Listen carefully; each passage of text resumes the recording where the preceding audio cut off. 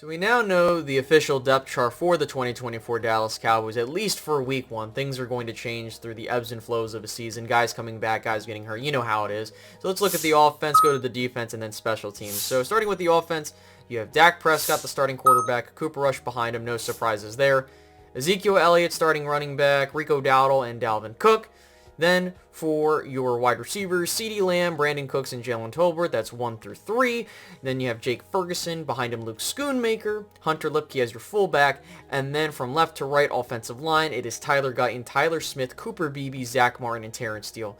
Notably is where these guys are for the backups on the offensive line. Asim Richards, your backup left tackle. I personally think he's your swing tackle guy. TJ Bass, that dude that can step in for left guard or right guard. They have him labeled as a left guard, but I honestly do believe that he can play either. And then Brock Hoffman, of course, the backup center, and then Matt Waletzko at right tackle. So some interesting stuff on that front.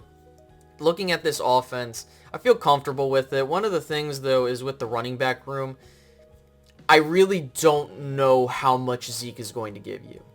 You know, I pray that he's going to give you something, but what worries me is that knowing how he is a household name here in Dallas, whether people want to admit it or not, he just is. Maybe not on the likes of some of the other legends that have come through here, but still, of recent, he's a household name. I don't want it to be a situation where, and I'm going to guarantee you, that the first play from scrimmage is a halfback dive or a run to the inside some way, somehow with Ezekiel Elliott. I just think that's what's going to happen. And honestly, I really hope they don't make him a lead back, because I just don't see that with him anymore. If you were going to make one of these guys a lead back, Rico Dowdle's hurt guys stay hurt. To me, I think Dalvin Cook has a little bit of juice left in the tank. Like, he can maybe, like I said before in a previous short and in one of the videos, he could have like one of those Darren McFadden seasons where he just comes out of nowhere and he gives you great production for cheap and not a whole lot of, mileage in the sense of, maybe he's just sitting in the backfield for the first couple of weeks and then he comes out of nowhere, just how McFadden went through it. And then looking at the rest of the offense and just seeing where we're at, I don't see any issues, really. I think mainly it's the young guys on the offensive line. I like the potential. I think that they can stand up and stand out, and I think that the fight against Cleveland that we're going to have is going to be intriguing to see how things go for these guys, because that's a tough test to start out, especially on the road. However, if these guys can hold up their end of the bargain, Cowboys are going to be set for quite some time, as I mentioned before. Moving over to the defensive side of the ball, you have DeMarcus Lawrence, Mozzie Smith, Osa Odigizua, Micah Parsons, Damone Clark, Eric Kendricks, Maris Leofau, Kalen Carson, Donovan Wilson, Malik Hooker, Trevon Diggs, welcome back, and Jordan Lewis. When I look at this defense, I'm really intrigued to see how Mozzie Smith continues to grow, because you need him to be a productive man on that defense, because if he's not, look, we can talk about us using a first-round pick for him, but knowing how nose tackles develop, they do take some time.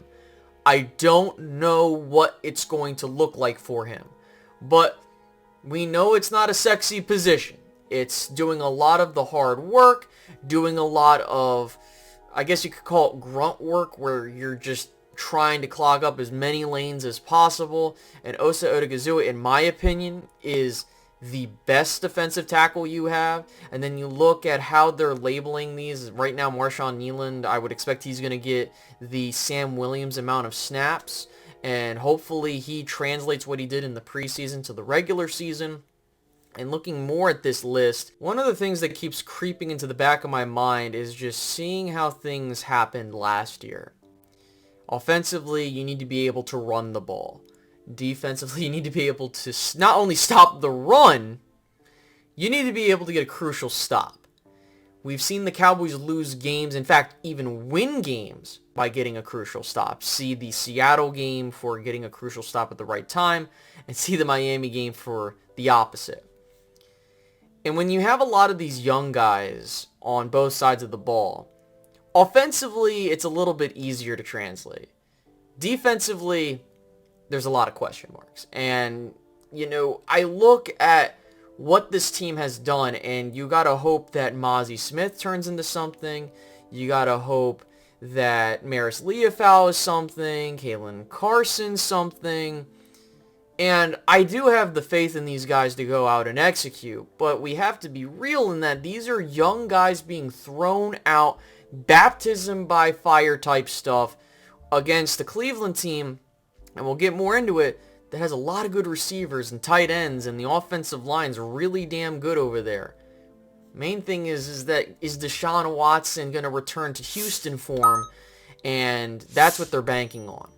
So looking at it, I just really look at the additions, and as I'm looking, I mean, really, Eric Kendricks is the only outside addition that, yeah, I mean, you got a couple other dudes, but in terms of impact, it's just the same group of guys plus some rookies that you're hoping develop. So there's that. And then quickly with the special team stuff, it's just Brandon Aubrey, Brian Anger, and Cavante Turpin, so nothing too out-of-worldly there. But again, my concerns with this team going into week one and throughout the season is, can they be able to run the ball, not just with the running back position, but with the offensive scheme? Can they develop a way of running the football effectively and efficiently, not just running the ball just to run the ball? And then defensively, can they get stops? Can they stop the run? That has been one of the main things that has eluded this team from advancing in the postseason.